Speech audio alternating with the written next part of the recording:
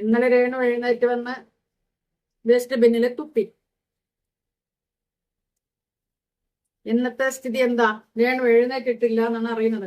ഇന്നലെ തലവേദന ആയിരുന്നല്ലോ.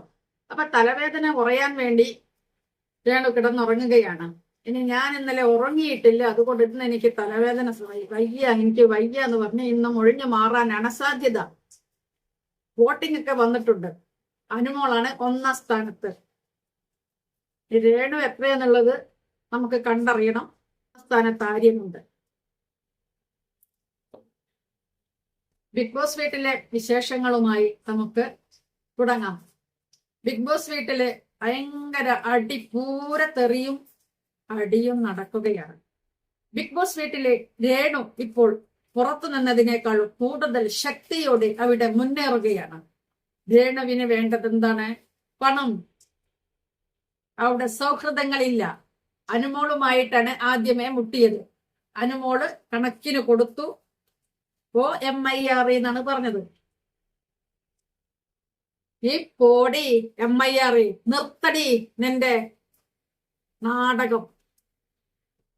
അതാ പറഞ്ഞത്, നിർത്തടി നിന്റെ നാടകം, പോടി MIR എന്ന് പറഞ്ഞു. MIR എന്ന് പറഞ്ഞാല് കൂട്ടി വായിച്ചാൽ എല്ലാവർക്കും അറിയാം അതിന്റെ മലയാളം എന്താണെന്ന്. അങ്ങനെ മുന്നേറിക്കൊണ്ടിരിക്കുകയാണ് അനുമോള്. എന്തായാലും സുധിച്ചേട്ടനും കൂടെ അവിടെ ഉള്ളത് കൊണ്ട് അങ്ങനെയാണല്ലോ പറഞ്ഞത്. ഞാൻ എത്തി സുധിച്ചേട്ടാ, ഞാൻ എത്തി ബിഗ് ബോസിൽ. അപ്പൊ സുധി രേണു എത്തുന്നതിന് മുമ്പേ എത്തിയിട്ടുണ്ടായിരുന്നു. അപ്പൊ അവിടെ കണ്ടസ്റ്റന്റ് ഒരാൾ കൂടെ ഉണ്ട്. അദൃശ്യനായ സുധി, അതായത് അദൃശ്യനായ കൊല്ലം സുധി ബിഗ് ബോസിലുണ്ട്. തീർച്ചയായും ബിഗ് ബോസിൽ നിന്നും കൊല്ലം സുധിയുടെ ഒരു സപ്പോർട്ടിങ് രേണുവിനുണ്ടാകാൻ സാധ്യതയുണ്ട്. അങ്ങനെ മുന്നേറി രേണു 1ാം സ്ഥാനത്ത് ഗപ്പുമായി വരുമോ? വരുന്ന സമയത്ത് അടാടേ അടാടേ അടാടാടേ എന്ന് പറഞ്ഞുകൊണ്ട് മക്കളെ ഇനി ചിരിച്ച് ഊപ്പാടളകിയിട്ടുണ്ട്. കാരണം അതുലിന്റെ ഒരു വീഡിയോ ഇറക്കിയിട്ടുണ്ട്. അതുലിന്റെ വീഡിയോയിലൂടെ അതില് രേണുവിനെ പൊളിച്ചടുക്കിയിട്ടുണ്ട്. രേണു ആ ജീൻസ് ഒക്കെ ഇട്ടിട്ടുള്ള ഒരു ടീഷർട്ടും ജീൻസ് ഇട്ട് ഒരു തൊപ്പിയൊക്കെ അരയിൽ വെച്ചുകൊണ്ട് ഒരു പാടത്തോ പറമ്പിലോ എവിടെയോ നിന്നൊരു ഡാൻസ് ഉണ്ടായിരുന്നു. എല്ലാവരും കണ്ടതാണല്ലോ. അതിനെ പൊളിച്ചടുക്കി അതില്. അടാടേ അടാടേ അടാടാടേ അടാടേ അടാടേ അടാടാടേ.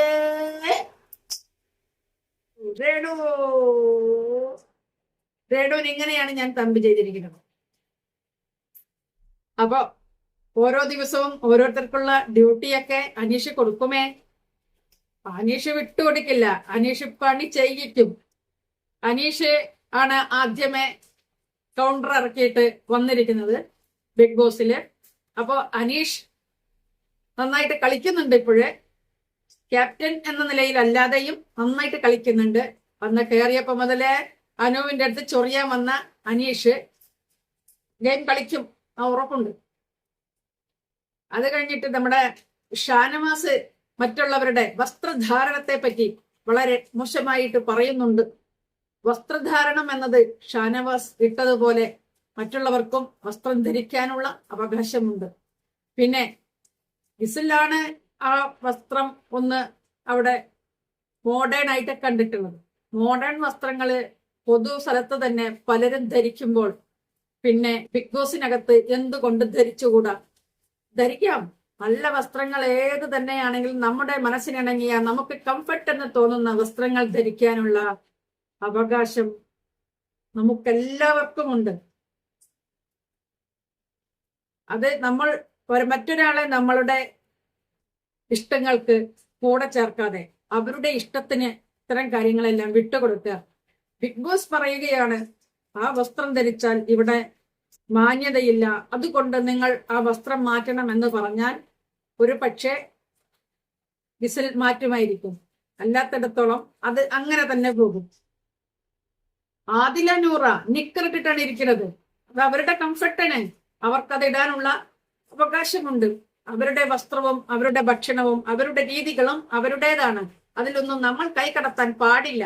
കേൾക്കുമോ എന്തോ മഴയുടെ ശബ്ദം കൊണ്ട് വല്ലാതെ ഇങ്ങനെ അരോസരപ്പെടുത്തുന്നുണ്ട്. ശക്തമായ മഴയാണ്. അതവിടെ മുക്കട്ടെ.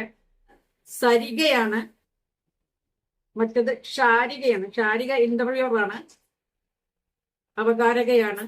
മറ്റേ സരികയാണ്, അവര് നൃത്തവും കോമഡി സ്കിറ്റുകളും എല്ലാം ചെയ്യുന്ന ആളാണ് സരിക. സരികനെ അത്ര ഇങ്ങോട്ട് മുന്നോട്ടാണെന്ന് തോന്നുന്നില്ല.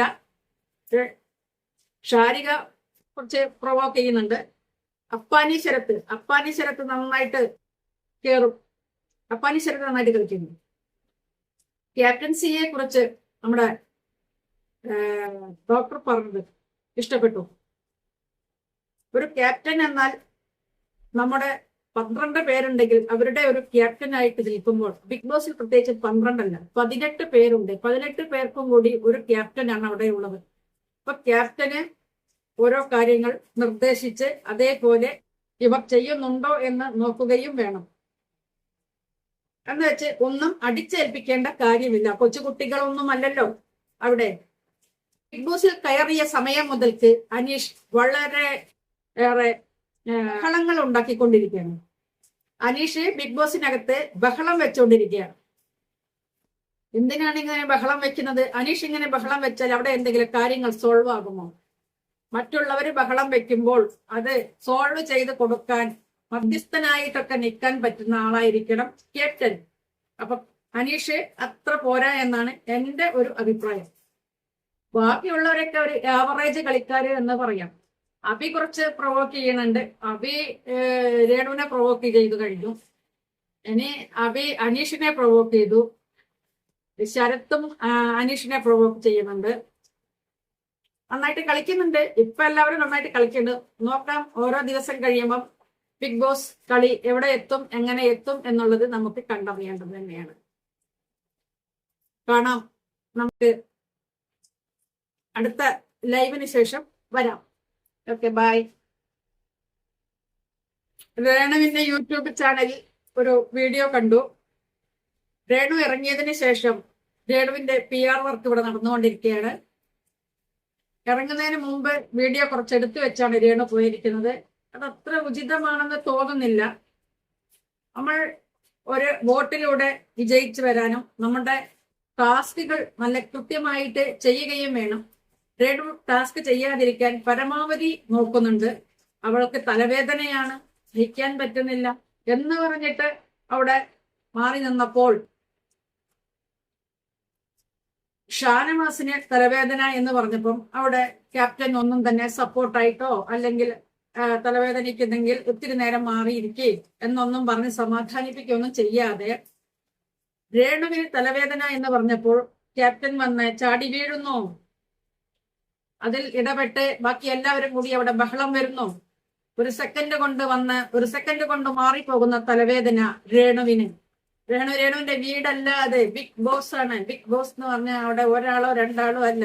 എന്റെ വീട്ടുകാരല്ല അവിടെയുള്ളത്, ഇവിടുത്തെ പ്രേക്ഷകരുമല്ല. ബിഗ് ബോസിനകത്ത് കടന്നു പോയപ്പോഴാണ് അകത്തെ വിവരം അറിയുന്നത്. ബിഗ് ബോസിൽ ഒന്ന് പോയി കിട്ടാൻ വേണ്ടി പരമാവധി ശ്രമിച്ച എല്ലാവരും കൂടി രേണുവിനെ തള്ളി കയറ്റി വിട്ടതല്ലേ. ഇനി അതിനകത്തുനിന്ന് കിട്ടുന്നതെല്ലാം വാങ്ങി അവിടെ അനുഭവിച്ചോളൂ. ആദ്യത്തെ ആഴ്ചയിലെ നോമിനേഷൻ കാണാം, ആരൊക്കെ ഉണ്ട് നോമിനേഷൻ, ആരൊക്കെയാണ് നോമിനേറ്റ് ആയത് എന്ന്. ഇനി ലൈവ് പരിപാടി ഒന്ന് കണ്ടതിന്റെ ശേഷം ബാക്കി ന്യൂസുകളുമായിട്ട് വരാം.